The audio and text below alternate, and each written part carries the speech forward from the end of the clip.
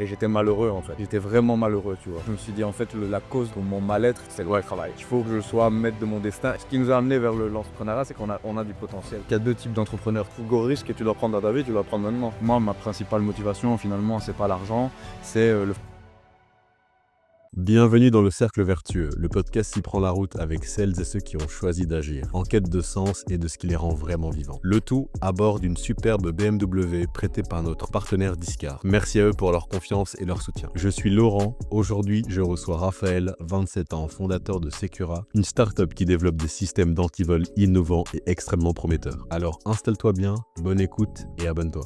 T'as pas une intro type que tu fais à chaque fois? Non, de base par un invité, c'est bon, tu vois. Ok.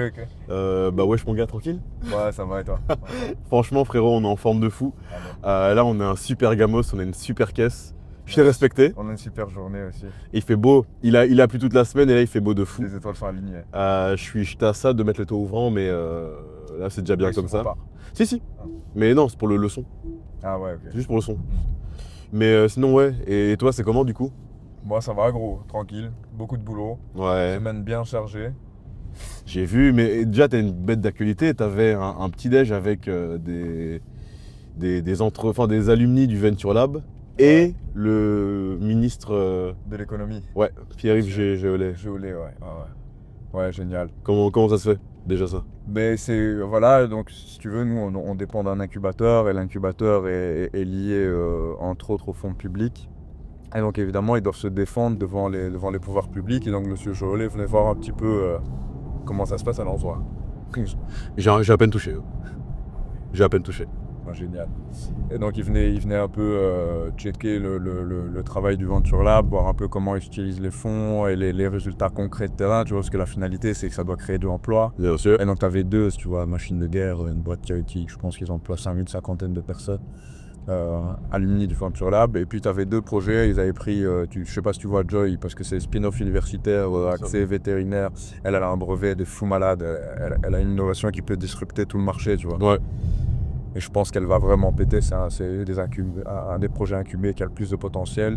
Et puis moi, c'est un peu plus niché, un peu plus précis, mais c'est aussi potentiel international et il y a de l'industrialisation derrière. Donc je pense que c'est pour ça qu'ils m'ont sélectionné, parce que ça parle d'office à un ministre. Et donc j'ai expliqué un petit peu la jeunesse du projet, d'où ça vient, pourquoi, comment. Et je pense que Ah ouais? ouais, ça l'a... T'as marqué d'esprit? Je pense, ouais. Déjà t'as une belle photo. Une photo à côté d'un ministre, c'est Ouais, quand même pas banal. C'est génial. Et puis le truc, c'est qu'il m'a tagué, il m'a tagué moi et ma boîte dans son LinkedIn. Ça peut sembler être un détail, tu vois, mais en termes de fidélité, c'est génial. Bien sûr. Pour resituer un peu, moi c'est Raph, 27 ans. J'ai travaillé dans la grande distribution après mes études, donc j'ai fait HEC, Ouais. comme un peu tout le monde. Donc, ils nous forment pour devenir un cadre dans les multinationales, Big Four, entre autres, tu vois. Et moi, en fait, je me suis rendu compte que j'étais pas heureux dans le corporate. J'ai bossé pendant 5 ans dans la grande distrie. Et donc, pendant 5 ans, si tu veux, j'ai été confronté à la problématique du vol à l'étalage tous les jours. Et aussi au manque d'efficacité des solutions qui existaient pour entraver le vol. Et donc, tout doucement, ça a planté une graine et j'ai commencé à réfléchir à un cahier des charges pour créer une solution qui marche, mais sans me dire je vais le faire. Parce que, comme on en discutait, j'ai pas de background entrepreneurial dans ma famille, donc par où commencer, je sais pas. Et puis même, tu vois, dans les gens de mon milieu socio-culturel, quand ils commencent l'entrepreneuriat, c'est avec des projets très basiques. Ouais. C'est avec tout le respect, tu vois, mais faire une pizzeria, faire une boulangerie, tu vois. Excuse, c'est trop lent, il faut le secouer. Désolé, il y avait une ligne Ah, droite. t'as bien fait, gros. T'as pas vu le flash? Quoi? Mais non, Non, on fait pas ça. non, tranquille. Ça, attention, c'est pour Discar. Ouais. Là, continue. Qu'est-ce que je voulais dire? Non, c'est contre moi. Ah ouais? Ils viennent contre moi, du coup, c'est un Ouais, flash. c'est normal. Logique. C'est normal. Non, excuse-moi. Et donc, j'avais un pote qui était déjà incubé au Venture Lab dans mon groupe d'amis, tu vois, on se voyait tous les vendredis pour aller boire des coups à Liège. Et lui m'expliquait un peu le Venture Lab, ouais, machin. Et il avait un projet farfelu d'application. Je lui dis, mais qui tu es, toi, pour faire une application? Il me dit, tracasse pas. Moi, je suis connecté avec des entrepreneurs qui ont déjà un réseau, qui vont me faire accélérer le process, le développement. Je dis, ouais, mais gros, t'es fauché comme la paille. Il me dit, tracasse pas. Il me dit, je vais trouver des financements grâce à eux. Il me dit, oh. Et alors, à ce moment-là, tu vois, c'est ça qui est un peu allumé une case dans ma tête. Je me dis, ah, je vais aller les voir, je vais aller postuler. J'ai fait mon comité d'entrée comme toi. Ouais. Et de fil en aiguille, j'ai été accepté. J'ai connecté avec des vrais entrepreneurs qui ont roulé leur boss, qui ont eu une 30aine d'années d'expérience, qui se sont déjà brûlés beaucoup et qui ont un réseau aussi. Tu vois, ça c'est le plus important pour moi. Et donc, c'était Vincent Bissard, mon coach, l'ex-patron de chez Valto. Attends, c'est plus le cas du coup? Non, il a quitté le Venture Lab. Maintenant, c'est Alain Picarec qui est aussi quelqu'un de qualifié. Tu vois. Et donc, eux m'ont aidé. À la base, mon projet était beaucoup plus basique quand je suis rentré au Venture Lab. Mais le gars m'a dit, attends, mais tu te rends pas compte de la problématique du vol d'étalage. Déjà, c'est super niché. Des concurrents, il n'y en a pas 50. Ouais. Ils font tous la même chose. Il y a un coup à jouer. Tu as 27 ans. C'est le moment d'envoyer. Tu vois, tu prends un risque. Peut-être que le risque, le plus gros risque que tu dois prendre dans ta vie, tu dois le prendre maintenant. Et donc, du coup, j'ai tout mis sur papier, je brainstormais beaucoup, et puis j'ai connecté avec un sous-traitant. On a trouvé une solution, donc c'est qui est la nouvelle génération d'antivols pour la grande distribution. Et l'innovation, c'est qu'on fait des antivols qui sont destructifs. Donc un peu de la même manière que les fourgons blindés avec l'encre sur les billets, nous, on transforme le vol en scénario non gagnant. Ouais, ok. Ouais. Et comme ça décourage. Voilà, ça c'est un déterrant puissant, ça sert plus à rien de voler. Et puis les antivols, surtout sur les alcools, ils sont enlevés en magasin, en grande partie. Le mien est impossible à enlever en magasin. Il faut de l'outillage et il faut du temps. Et donc voilà, Secura est né. Et pour mettre un peu de beurre dans les épinards, je fais de la consultance en prévention des pertes dans la grande distribution. Ok. Je suis officiellement reconnu, donc j'ai accès à pratiquement tous les points de vente franchisés en Belgique francophone. Et donc la vie est belle. Et puis comme c'est un projet un peu atypique et qu'en Wallonie, ça manque, je trouve, de projets burnés, tu vois. Ouais. Des projets qui ont de l'ambition sur le plan international, qui veulent disrupter un marché. Les Flamands, ils sont forts, tu vois, dans l'écosystème startup. En Belgique, il n'y a pas des masses, et surtout dans le hardware. Et donc je pense que c'est ça qui fait qu'il y a un peu d'engouement, et que je suis un peu sollicité à droite et à gauche. Je me dis, concrètement, il n'y a rien. Pour être, tu vois. Bah t'as un brevet et tout, non? Oui, mais encore le brevet, j'ai pas les fonds pour le j'ai ce qu'on appelle une FTO et une étude de brevetabilité, mais j'ai pas le budget pour lancer la rédaction du brevet, donc ça j'ai mis en pause. Ok. Le temps de trouver le cash. Mais donc t'as quand même, enfin t'es venu en ayant conscience du problème et en gros t'as commencé ton projet en sachant exactement où tu voulais aller. Bien sûr, ouais. En fait, c'est un besoin que j'ai identifié sur le terrain. Tu vois, pour moi, les boîtes qui ont le plus de chances de fonctionner, c'est ça. Ouais. Quand tu te lances trop tôt dans l'entrepreneuriat et que tu veux faire du marketing digital, tu fais comme tout le monde, tu n'as pas d'expérience et tu vas devoir te brûler sur le terrain parce que tu dois apprendre avant de faire du cash. Tu vois, Bien sûr. Tu n'as pas le choix. Et donc moi, la chance que j'ai eue, c'est qu'en fait, à la base, c'est un problème qui m'affectait moi personnellement parce que j'étais commercial sur le terrain dans la grande industrie et je ne vendais plus à cause des vols. Ok. Les clients ne voulaient plus acheter les volumes que moi je leur proposais parce qu'ils se faisaient décimer. Et en fait, c'est eux qui m'ont shapé, si tu veux, mon cahier des charges. C'est eux qui m'ont dit, putain, mais la solution, elle devrait faire ça. Ah, ok, ouais. Tu vois, et en parlant, et puis un jour je parle à un jour je parle à l'autre. Et puis moi j'avais un territoire, j'étais responsable d'un territoire qui était quand même vaste. Tu vois, j'allais en France, j'allais au Luxembourg.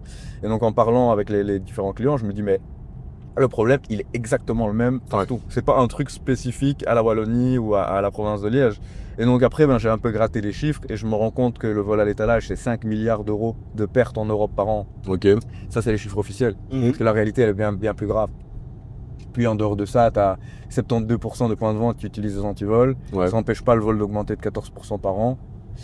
Donc à un moment donné, je me dis, il y a un truc qui va pas et je suis assez fou pour me dire que, ok, je suis pas une multinationale, je veux pas une famille fortunée, mais je veux quand même essayer d'amener la solution, tu vois. Je pense que tu sais, c'est la fameuse phrase là, que tu entends souvent sur Instagram, mais ils savaient pas que c'était impossible, donc ils l'ont fait. C'est un peu le même truc, tu vois. Ouais, ok, non, je capte. Parce que tu sais, le projet que j'ai moi, Startup Hardware, c'est 0,6% de chances que ça perce, statistiquement.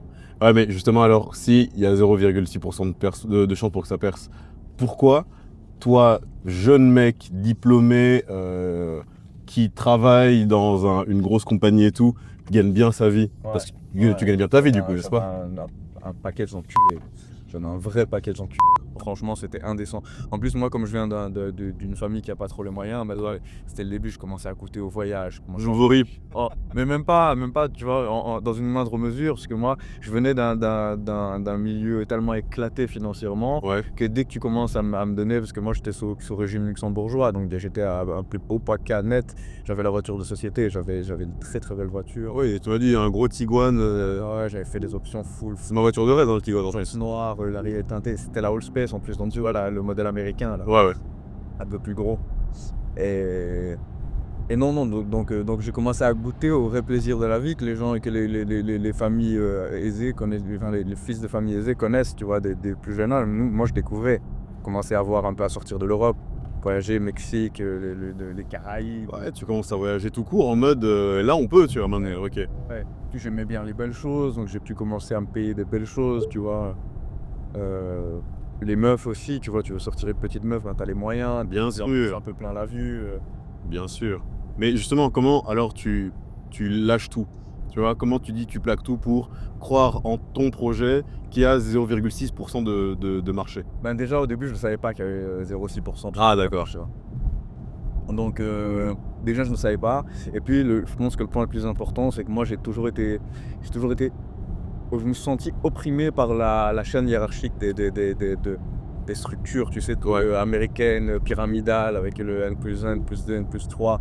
On t'impose des décisions, des mecs qui comprennent même pas ce que tu fais tous les jours sur le terrain. Ouais. Et donc c'est quelque chose qui a commencé à devenir toxique pour moi au quotidien, tu vois. Et j'étais malheureux en fait. J'étais vraiment malheureux, tu vois. Je m'étais rabattu sur le sport, j'avais limite plus de vie sociale, tu vois, je faisais que du sport. Ah ouais, carrément. Ouais. Et au bout d'un moment, j'ai identifié, je me suis dit, en fait, la cause de mon mal-être, c'est ça, c'est le travail. Je peux pas. Moi, je suis un gars, il faut que je sois maître de mon destin. Et puis, je suis convaincu, tu vois, je le dis aussi humblement, mais j'ai du potentiel, et toi aussi.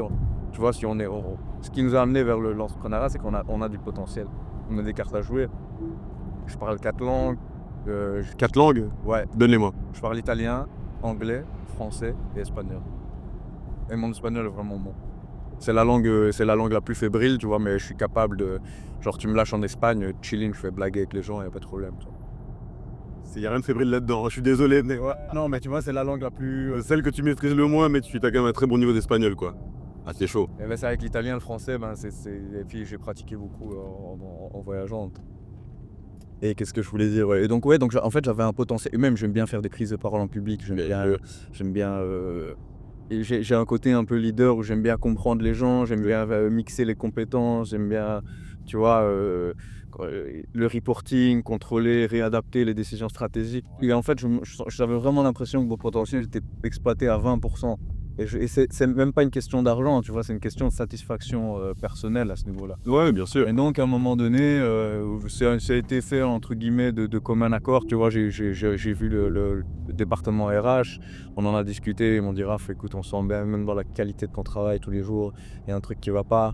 Quelle perspective d'évolution, qu'est-ce qu'on pourrait te faire, ça me convenait pas non plus. Et de fil en aiguille, ben, on s'est lâché quoi, mutuellement. Et je me suis investi à 100% sur le projet entrepreneurial.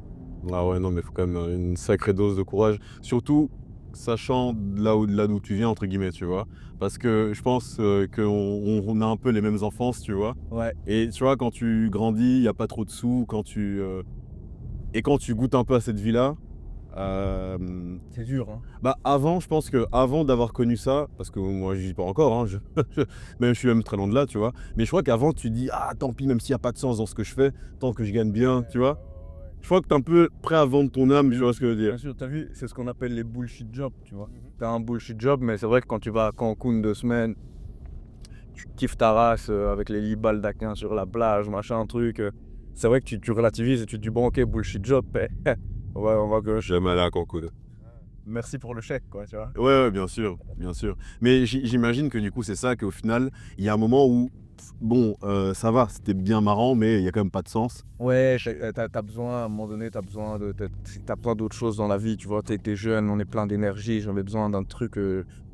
J'ai besoin d'un challenge, tu vois. Ouais. J'ai besoin d'être poussé dans mes retranchements, de voir vraiment au pied du mur ce que je peux envoyer, tu vois. Mais Et puis, je voyais plein de gens le faire aussi, ah oui, tu vois. mais je crois que c'est aussi une question de génération alors, tu vois. Parce que, tu vois, nos darons qui nous disaient prends-toi un master, chope un CDI, et ta vie elle est réussie, c'est bon, tu vois. Je crois que notre génération, c'est plus ça. Maintenant, Notre génération, on se bouge et on se dit, ah, tant pis, j'irai voir ailleurs, tu vois. Ouais, c'est ça. Et puis, je vais dire, moi, je pense qu'il y a deux types d'entrepreneurs. Tu vois, il y a ceux qui sont motivés par le cash, les générations Instagram, où on leur vend mondes et merveilles et on leur dit, voilà, tu vois, Fais une dropshipping et tout tu comme vas ça. venir à Dubaï et tout va bien. Ouais. Et puis, t'as les gens comme nous. Où moi, ma principale motivation, finalement, c'est pas l'argent, c'est le sentiment d'accomplissement, d'avoir une place dans la société. Tu vois, on a tellement souffert d'être personne. Pas personne dans le sens général du terme, en mode ton père il se fait prendre de haut par tout le monde, tu vois, le boulanger, le flic, le médecin, parce que malheureusement il est issu de l'immigration, il parle pas forcément bien français, il est pas habillé comme tout le monde, et tu vois, et ça pour moi c'est le pire. Donc c'est ça que je combats au quotidien, tu vois. Ok. Et donc de fil en aiguille, ouais, donc c'est parce que nos parents ils cherchaient la safety à 100% et ils cherchaient, ok, le but c'est de fonder une famille. Maintenant le standard de famille est un peu tombé à l'eau, tu vois. Et donc comme je te dis, t'as la génération Instagram qui veut des talbins à tout prix. Et puis t'as ceux qui sont en recherche de sens ou qui veulent apporter une solution à un problème, tu vois. Parce que dans notre catégorie à nous d'entrepreneurs, tu as encore des sous-catégories. Tu as ceux, tu vois, genre on a rencontré plein en Venture Lab, tu sais, les scientifiques un peu de formation qui veulent changer, tu vois, les mecs un peu bohèmes qui veulent vraiment changer le monde et tout. Ouais, exact. Nous, c'est encore différent parce que C'est encore différent. je pense que c'est pareil pour toi, j'en sais rien. Mais moi, Je crois aussi. mais voilà, écoute, c'est pour ça. C'est pour ça que j'ai tout lâché, que j'ai pas écouté mes parents encore au jour d'aujourd'hui. Ils ne comprennent pas pourquoi je fais ce que je fais, tu vois. Ma mère, elle sait déjà pas expliquer ce que je fais. Eh bien sûr. C'est quoi, genre, parenthèse là-dessus, mais ce matin, j'ai déposé ma mère à la gare, tu vois. Et elle capte pas ce que je fais, tu vois. Et en vrai, j'ai pas forcément l'énergie de lui expliquer et tout. Ouais, elle a vu le gamos. Mais moi, juste, ça me fait plaisir de la déposer avec ce genre de truc. Je vais la chercher au travail avec la dernière BM, le dernier UX, tu vois. C'est magnifique. Et bon, tu vois, genre, moi, c'est plus cette victoire-là de me dire, avant, on prenait le bus, maman, tu vois. Avant, on prenait le bus. C'est ça le truc. Mais non, mais je te capte là-dessus parce qu'au final, si moi, par exemple, j'ai commencé à entreprendre, c'est que, en fait, moi, je faisais aussi une aigreur, tu vois, en mode, j'étais un peu aigri, tu vois. Un peu aigri j'ai du talent que j'aimerais mettre en place. J'étais dans des trucs où c'était pas forcément mis... Enfin, il n'y avait pas forcément le respect que je voulais, tu vois. Pas mis en valeur, c'est pas exploité, quoi. Ouais, tu vois. Et vraiment, je me rappelle que je suis exemple quand je suis parti des scouts, parce que c'est un peu mon truc à côté avant. Je suis parti des scouts, je suis en mode, j'étais scout. Allez, J'ai été chef scout pendant 3 ans, c'est incroyable. je te jure. Mais en fait, moi, tous les trucs que je fais là maintenant, Avec le petit. le foulard, laisse tomber. Moi, par contre, j'étais un scout stylé, moi, tu vois. Ouais. Ouais, genre, C'est quand même la New Era. ouais, exact. La dernière paire, avec, tu vois, le petit flow, genre chaussures blanches, chaussettes blanches, le short bien stylé, tu vois. En parlant de paire, regarde même que j'ai pris un gros risque aujourd'hui. Je l'ai aperçu, j'ai pas voulu rebondir dessus. Et c'est une paire de meufs. Je l'ai aperçu, j'ai pas voulu rebondir dessus, mais tu nous fais quoi là? Une paire de meufs, gros. Il a une paire, donc je connais pas la marque, mais j'ai déjà vu. Je sais pas si j'arriverai pas à la montrer à la cage. Je la montrerai après, après. Mais j'ai pas compris. Ah, gros, j'avais envie de casser la. Je suis en Richelieu toute la semaine, tu vois. Ouais. Et j'avais envie de casser. Vous avez acheté avant-hier. J'ai envie de casser le style. J'étais rayon meuf. J'ai rien à foutre. En plus, c'est l'avantage quand t'as des petites pointures. Tu vois, moi je fais 39-40, tu peux aller dans le rayon meuf. Ah ouais. Voilà pour la petite histoire. Mais parce que c'est vrai que, en vrai de vrai, t'as un bête de flow. Ah, ça me fait plaisir. Ton flow, il est soigné. Ça me fait plaisir. Bah, attention. Comme c'est dur, ça vient aussi d'une frustration, tu vois. Mhm. Ça vient d'une frustration où tes parents ils comprennent pas les codes, ils s'habillent tout le temps pareil. Pas tout le temps pareil. Les parents sont des gens très très propres, tu vois. Ils se sont tous les jours. Mais c'est des vêtements, tu sais, il n'y a rien à faire, tu identifies la classe sociale de quelqu'un à sa manière de s'habiller, quoi, tu vois. Et la première chose que tu regardes avant de parler à quelqu'un, c'est comment il est sapé, comment il se présente. Bien sûr. Non, moi c'est encore différent là-dessus. Quand j'étais petit, mais mon daron il est médecin spécialiste. Ok. Et ma daronne elle est au fonctionnaire et tout, tu vois. Ok. Mais en Ouais. fait, juste. Quand même interro un peu. Culturellement, tu vois, quand j'étais petit peu, genre quand j'étais petit, ma mère elle m'a engueulé avec des mots que je comprenais pas. Ok. Je te jure. À peine un truc, elle disait tout le temps ça, genre, elle t'engueule, tu te défends, elle dit non, mais je n'en dis ce qu'on vient pas. Mais. Et je te jure que cette phrase-là, elle m'a marqué. J'adore cette tournure-là. Je te jure. Et ma mère, c'était que ça, c'était que des mots que je comprenais, tu vois. Et Et non, en gros, quand j'étais petit, on avait du coup un gros bagage culturel. Et genre, par exemple, le master, c'est le minimum de ce qui était admis à la maison, tu vois. Ok. Parce que bah ouais, mon père, il a fait. C'est pas mal comme minimum, hein. C'est pas mal comme minimum, mais Quand ça tu sais fait que. quand tu sais que dans ma famille, il n'y a pas d'équivalent du. C'est quoi le diplôme de secondaire là? CESS. CESS. Ouais. Il n'y a pas de CESS. Ah oh, ok. Je suis premier CESS. T'es chaud? Et j'ai eu un master après. Ok.